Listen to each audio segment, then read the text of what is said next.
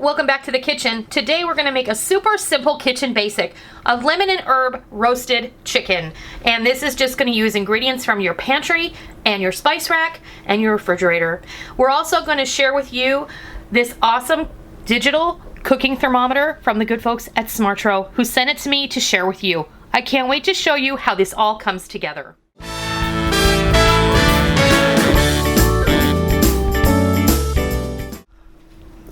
Today we're going to make a really simple lemon and herb roasted chicken, and we're going to be using some lemon juice powder and some dry spices just to make a quick dry rub. Toss this in the oven and have a really easy summer dinner. Making a basic roast chicken is so easy. I have gone ahead and spatchcocked my chicken. I have a separate video on how to do that. You're basically just cutting the backbone out and then you're spreading it out so it's a little more even. It takes a lot less time to roast off that way.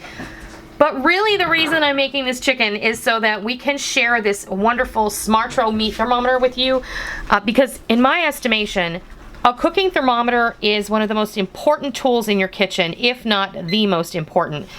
And we're going to go over the features of this particular thermometer shortly, but I want to go ahead and prep the chicken so we can get it ready to go in the oven. But I want to thank the good folks at Smartro for sponsoring today's video, and I will leave a link down below where you can go learn more about their product. I just have about a 4.5 pound. This is an organic chicken, but here in my dry spice little bowl here, I have about a tablespoon each of Italian seasoning and poultry seasoning, and an additional teaspoon each of onion powder and garlic powder. And both the onion and garlic are granulated. I'm just going to go ahead and toss those in there. And this is a tablespoon of lemon juice powder, lemon juice crystals, what you might know as true lemon. I buy it in a bulk canister. We're just going to go ahead, I'm going to take the non-spoon end of a spoon I have here and just stir these spices together. This is super easy, and I think really roasting a chicken is one of the most basic, simple things you can do when you want to cook for yourself or others. Because I don't know anybody, unless they're vegan, who doesn't like a roasted chicken. I just have a little bit of vegetable oil here. You, of course, could use butter. You could use whatever oil you want. Olive oil, avocado oil, vegetable oil, whatever you have in your pantry if you don't have any oil. Because the chicken is going to render some fat from the skin. If you don't feel like adding extra oil here, that's all together fine. Just let it go. But I will say, to get the spices to stick when you distribute them over the bird, it is nice to have something for them to actually adhere to. So I'm just going to use, I had maybe a tablespoon of vegetable oil here, and I just grabbed the first thing that was in the front of my cupboard, and that was just a little bit of sunflower oil, and generously sprinkle over the bird. I did not add any salt to the chicken rub, so I may go ahead and throw some salt in here. The lemon juice powder is going to lend a lot of flavor here, and if you are on a salt restricted diet, that is a real help because nobody likes bland food. And I have a little kosher salt. We'll just give it a little sprinkle. Entirely up to you.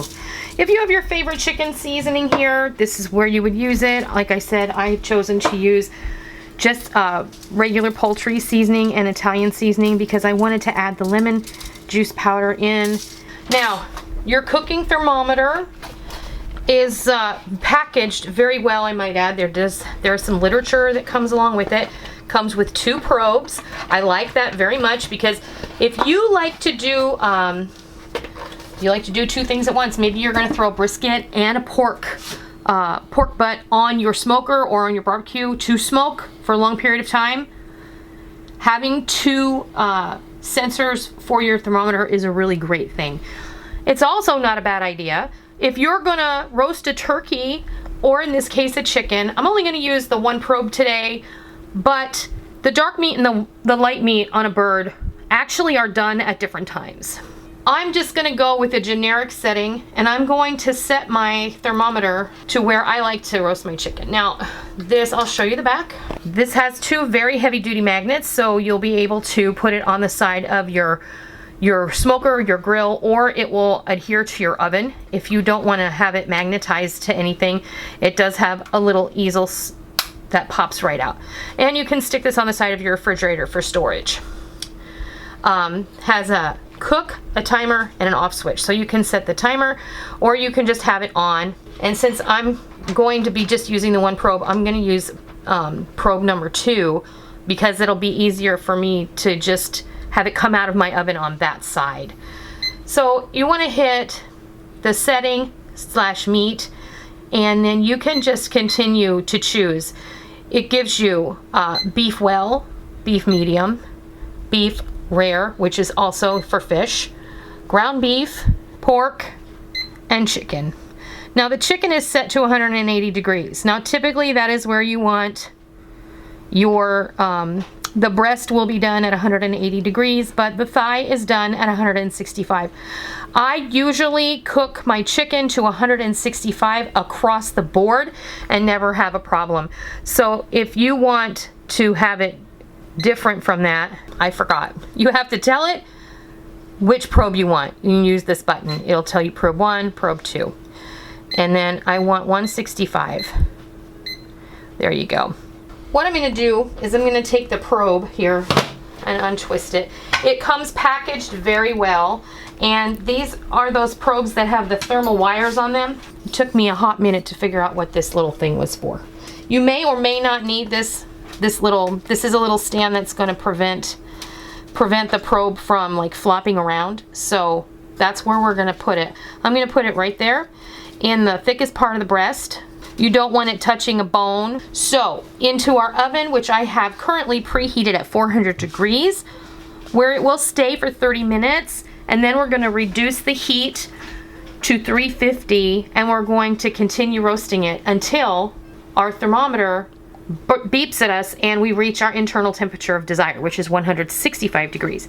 So I'm going to pop this in the oven, and then I'll be back when this is ready to show you and the thermometer has told us that it's done.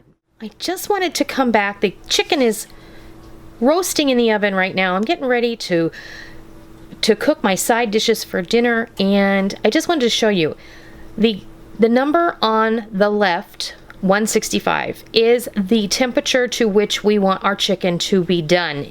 The temperature on the right is the temperature internally of the chicken where the probe is reading at this time. So just to let you understand, it's not reading the temperature inside the oven, it's reading the temperature inside the chicken. So when you use this, then you'll know that the number on the right hand side is the number of the whatever you're cooking and probing at that time. So I'll be back when this is ready. Okay, I took my chicken out of the oven, and because of carryover cooking, I wanted you guys to understand that even if you take it out a few minutes in advance, the chicken is still going to cook. And now it's come up to the temperature that I set it to, and we're ready to go. My chicken is nice and brown, and I know you guys are going to say, oh, your chicken looks burnt, but it's not, and that's how we like it. It's not burnt, it's perfectly cooked. The seasonings take on a darker hue when you roast it, and all I know is that this skin is beautiful and crispy, and I can't wait to eat it. Okay, so we've allowed our chicken to rest, and we removed the probe because you want to make sure you do that. And now it's just time to eat. You know, then you just can come in here with your knife and separate your bird pieces however you like. It's very, very simple. And then I just like to cut down into the breast and slice this into slices. And you see how beautiful and moist this chicken is?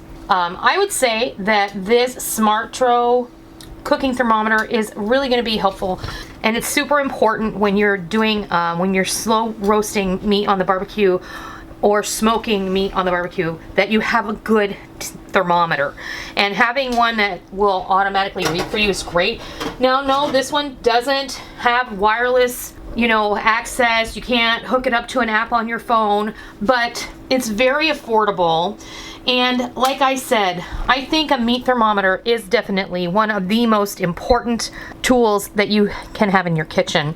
This is a really great place to start. It's a little bit fancier than just your plain old instant read thermometer that you stick in there and you read it after it's been in the oven for a while. This one is actually going to tell you when whatever you're cooking has come up to the temperature that you desire it to be.